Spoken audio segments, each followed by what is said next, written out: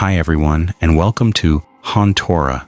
If you're new here, make sure you hit that subscribe button.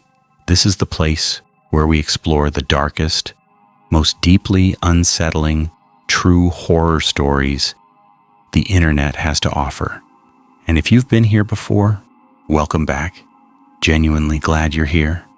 Something happened when I was putting tonight's stories together. I finished reading the second one, closed my laptop, and just sat in the dark for a while. Didn't reach for my phone, didn't put music on, just sat there. If you know me at all, you know that is not something I do. Links are at the top of the description. 2 stories tonight, and I need you to trust the order they're in. The first one is a slow burn that earns every second of your patience. The second one has no buildup, no warning, no moment where you can brace yourself. It just arrives, and then it stays. I found it 11 days ago, and I haven't had a full night's sleep since. I wish I was being dramatic. Tell me in the comments what it does to you. First words that come out. I want those. I read everything. Wherever you are, get still. This deserves silence. Viewer discretion is advised. I'm a structural engineer. My brain runs on load calculations and material tolerances. I don't do ambiguous. I don't do feelings. Ask anyone who knows me. I'm the person who needs a reason for everything, or I don't accept it as real. I'm telling you because I need you to understand what it means when I say I still don't have a reason for what happened on that trail. 6 of us. Late July, an unlisted forestry path. One of the group had pulled from an old land survey. No permit required, no rangers, nothing but 40 miles of old growth that most people didn't know existed. We'd all done multi-day trips before. This wasn't our first time making bad decisions together in the wilderness. It felt like exactly the kind of trip you tell people about afterward. The fun kind. The first 2 days were fine. On day 3, the birds stopped. Not gradually. I couldn't tell you the exact moment because I only noticed the absence. The way you notice a refrigerator hum only when it shuts off. One of the others said she'd been noticing it since morning. None of us said the word wrong out loud. We just walked faster. That night, Dara grabbed my arm and pointed at the tree line. 2 lights, low, steady, watching. Not reflecting firelight. The angle was wrong, and they were too still for that. Spaced roughly the width of a human face apart. They didn't move for 4 minutes. We counted. And then they were gone, and nobody spoke. And that silence between 6 adults who always have something to say felt louder than anything else that happened on that trip. The sound started on day 4, low frequency, barely audible. Except barely audible doesn't capture it because you didn't really hear it so much as feel it. A pressure sitting in the base of your skull, a vibration with no source, like standing next to a machine the size of a mountain. Earplugs didn't touch it, music didn't cover it.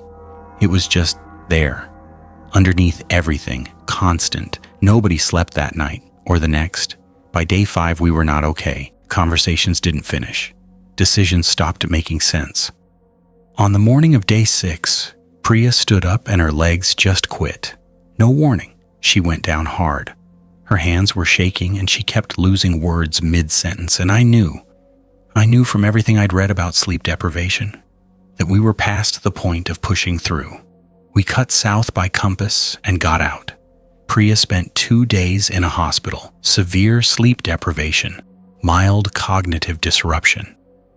The doctor asked what caused the insomnia. We said trail conditions. What else were we going to say?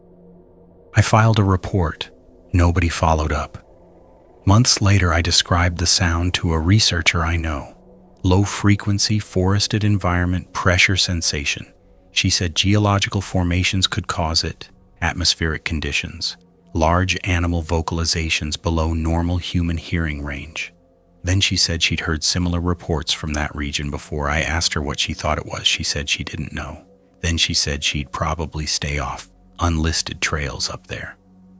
None of us have been back. None of us have talked about the eyes. Not once in 8 months.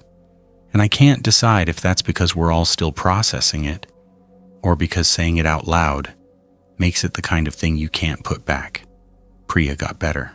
Her hands stopped shaking after about 3 weeks. She still sleeps with the light on. I'm not a thrill seeker. I want to be clear about that up front.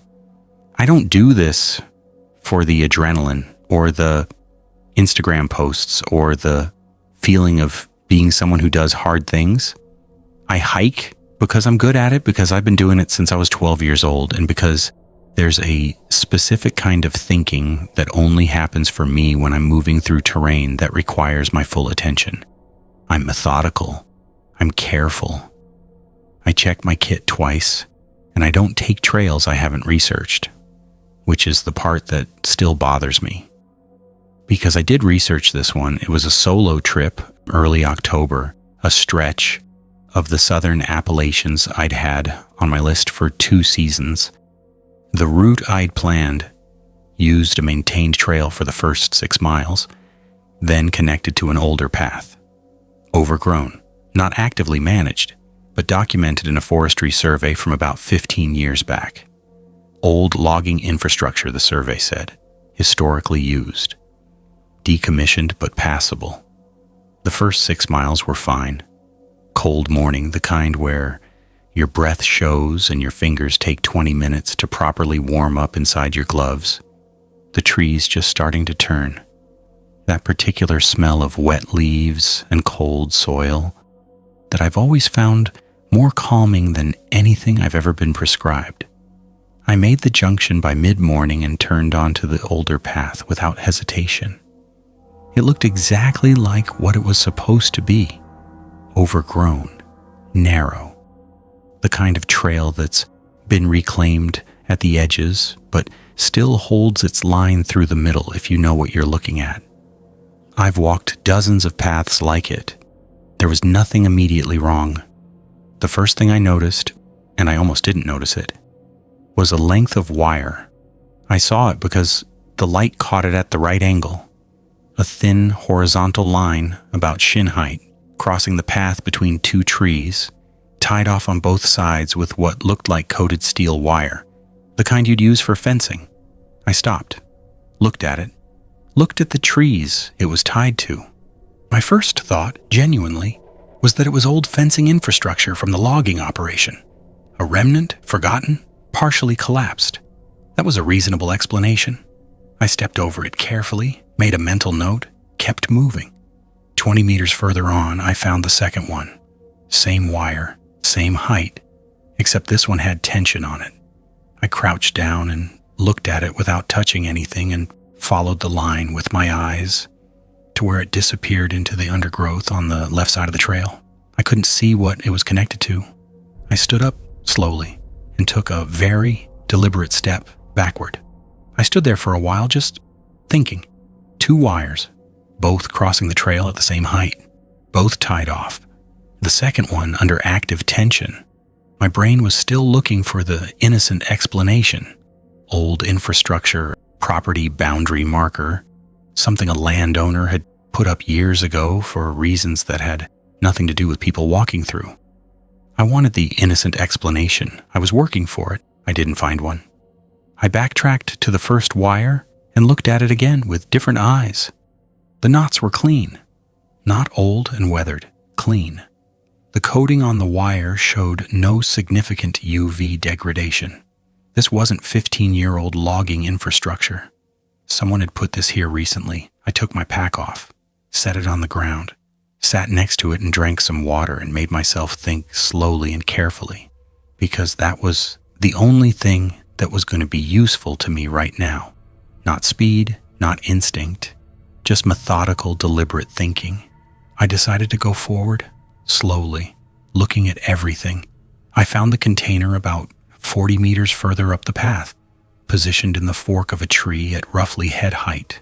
A sealed plastic container, maybe a liter in volume, rigged to a line that ran down and across the trail in a configuration that I understood immediately and wish I didn't. The line crossed the path at ankle height. If you caught it walking at normal pace, the container came down. I didn't touch it. I stood there and looked at it and thought about what kind of substance you'd put in a sealed container rigged to drop on a person. And the list of options that made any sense was short, and none of them were good. The container itself had some external corrosion on the bottom, the kind of surface pitting you get from chemical off-gassing over time. I took photographs, 14 of them from multiple angles without stepping any closer. Then I turned around and walked out. No hesitation, no curiosity about what else was up the path. I walked back the way I came, stepped over the wires again with the same careful precision, and kept moving until I hit the maintained trail, and then I kept moving until I hit the trailhead, and then I got in my car and drove until I had cell signal. The sheriff's department took the report seriously. I'll give them that. Deputies went in the following morning with the Forestry Service. They found what I'd photographed, and then some. 3 additional wire configurations further up the path that I hadn't reached, and 2 more containers that they declined to describe specifically when they called me back, other than to say they were consistent with what I'd reported and that the materials involved were extremely hazardous. They also found a campsite, off-trail, well-concealed, within sightline of the path. Recent use, days, not weeks. Whoever set this up wasn't doing it from a distance. They were staying there. The investigation is ongoing as far as I know. Nobody's been charged. The path has been closed, formally this time with signage. The forestry survey that documented it as historically passable has been flagged and updated. What I think about now is the gap between when those traps were set and when I walked in. Because based on the deputy's assessment of the wire condition and the campsite, we're talking days, maybe less. I was on a documented route. I'd done my research. I thought I knew what I was walking into. The only reason I saw the first wire is because the morning light came through the canopy at exactly the right angle, at exactly the right moment. Different hour, different cloud cover. I wouldn't have seen it at all.